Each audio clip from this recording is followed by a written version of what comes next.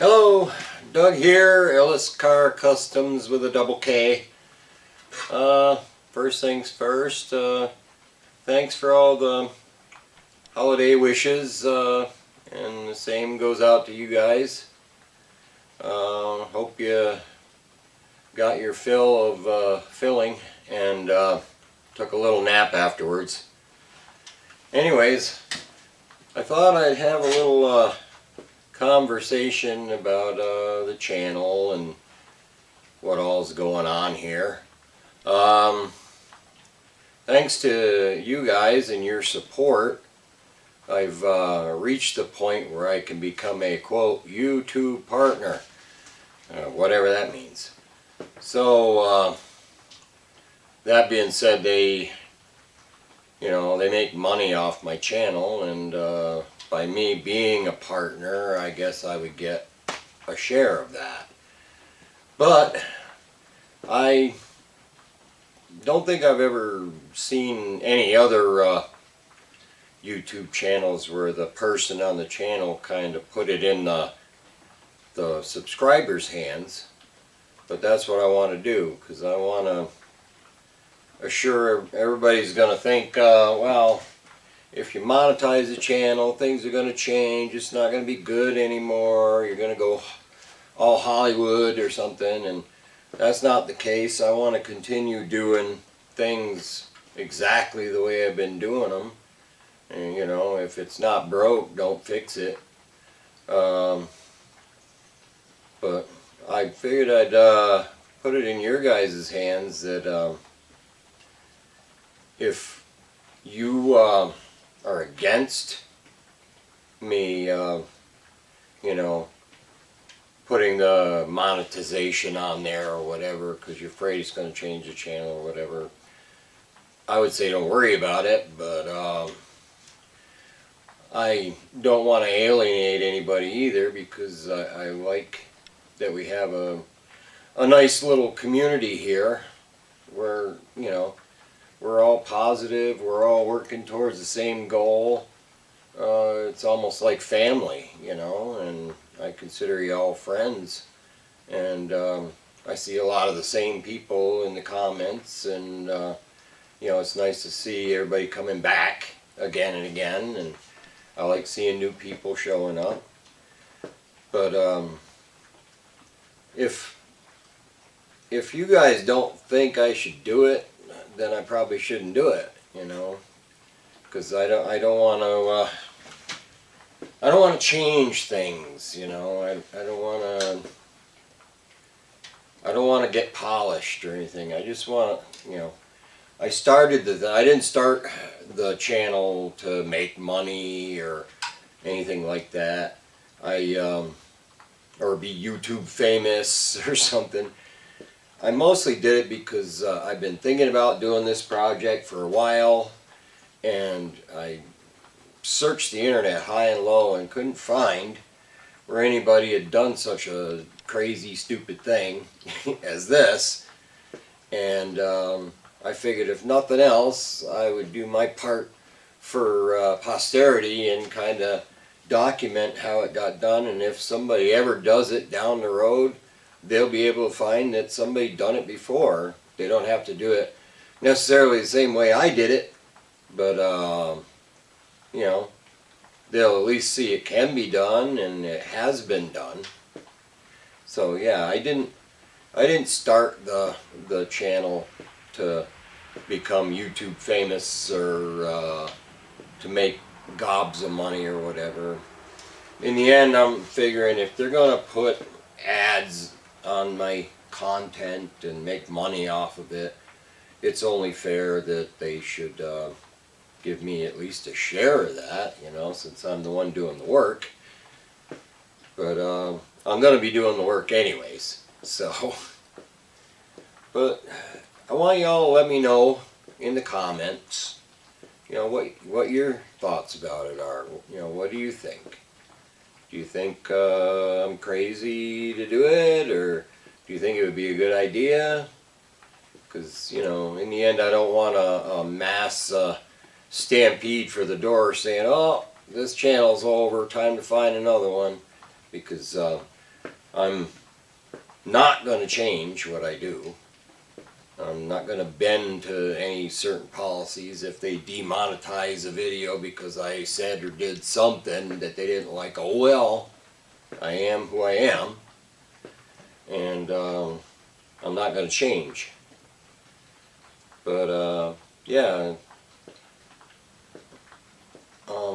I just wanted to put it out there and see what you guys think. Get your opinions about it, you know, about putting any of those tabs up there on there about joining and this, that, and the other. I don't have merchandise. I don't sell t-shirts or hats or mugs or signature dark glasses. I don't have any of that.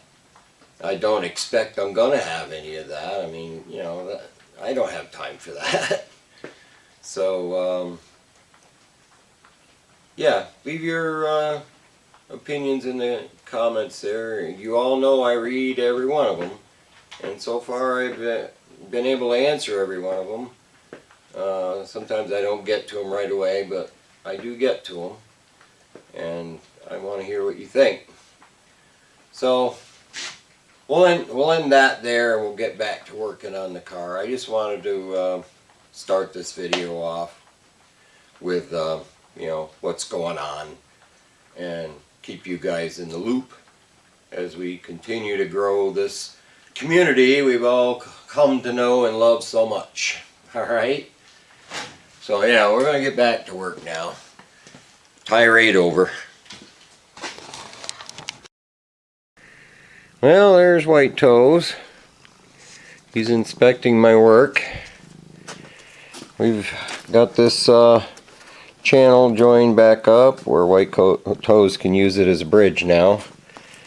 So we're locking that together in good shape, which is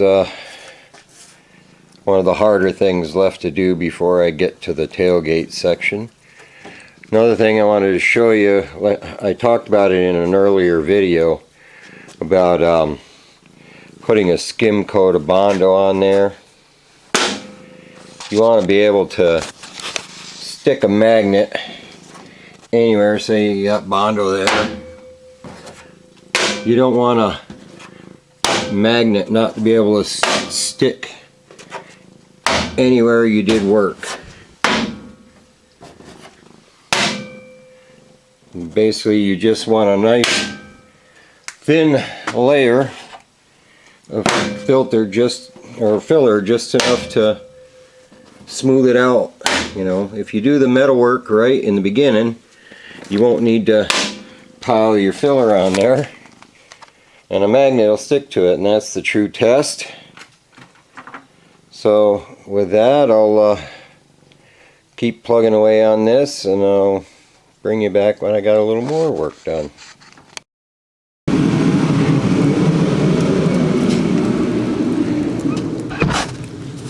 Well, as you can see, winter has come to the great white northern New York state. You can see where our hardtop wound up. I've come out here looking for parts. Anybody who works on Tri-5 Chevys knows you can never have too many parts, and if somebody offers you parts, you never turn them down. Fenders, doors, hoods, stainless, anything you can collect, you keep. This is a 56 post car. It's pretty much not any good for anything else but parts. I mean, it's loaded to the gills with parts, but this is what I've come to harvest. It's got a really good quarter panel on there, and I'm hoping I can use that lip to repair the lip on Nomad we're working on. So I've come equipped with a cutoff wheel. Like I say, if this car were more savable, I would try to save it. but it's another one that's got no floor in it. Firewall's been cut out of it. It's just a parts car, so that's what we're going to use it for. There, now we've liberated this thing of its quarter panel.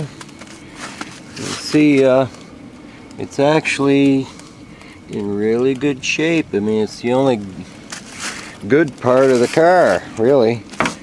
But as a bonus, I find out that these outer wheel housings, or at least this one, is really nice. So I should be able to cut this out and kind of reuse it on the Nomad as well, because they don't give those things away. But yeah, it's really solid. So I think we're gonna salvage that as well. I'll keep at it.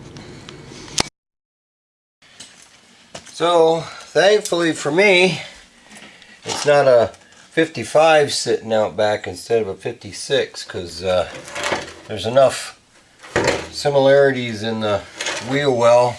They're pretty much identical to the 57 from the 56, that this piece should go up in here and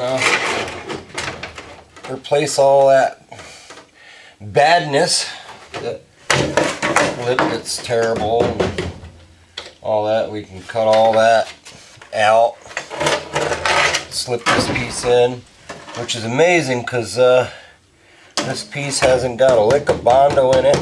It's a virgin panel, no rust through on it. I mean, if the rest of the car was in that good a shape, I'd have done something with it, but really the rear quarters were the only good part of the car. So we've got options here to use as much of this panel as we need to fix all of this, and we'll see how it turns out. Well, as I've been cutting this piece off, let me show you something that if you work on enough of these old cars, you're bound to encounter, is people putting panels over top of the old panels. You can see they basically sandwiched and riveted this new panel right over top of the rusty old panel, which is not a good repair because all you're doing is trapping stuff in between there. They brazed or whatever the lips together. But yeah, you had the rusty old panel in the back, and then they just sandwiched another panel on top, probably cut it off in a salvage yard. And what a lot of people do is they'll follow that line where the stainless goes, so that they can hide the seam under the stainless and not have to do any actual body work. So yeah, you can see the two pieces there, and two pieces there. They basically, the whole lower quarter, they sandwiched over top of the old quarter.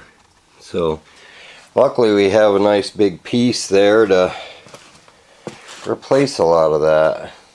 So I just thought I'd show that because I've encountered that more than once in my travels, where somebody just flew in a patch over top of the rusty bit there and didn't cut the rusty part out. But we'll keep chopping and see how far we can go. So okay, this video is probably going to be a little short on work, because I wanted to get it out there that you know, what I began the video with. I wanted to get out there and get some comments and opinions on what we should do going forward in the channel, and looking forward to hearing from y'all. So feel free to speak your mind, and I'll leave it there, and I'll be back. When I come back with the next one, we'll finish up that door jamb. We'll finish up this quarter that we're cutting out here, and get that fit in there. Right now we're waiting for the floor pieces that I've got on order before I start cutting the floor out and trying to fit the gate. And before I do that, I'm going to probably put the windows in temporarily so that I can start doing the inner structure back to the point where I got to put the floor in the back. So we want to make sure we don't mess with the window openings when we do that. So with that, I'll leave you there, and we'll see you probably tomorrow with some more work related stuff, and I hope to hear from you. Thanks.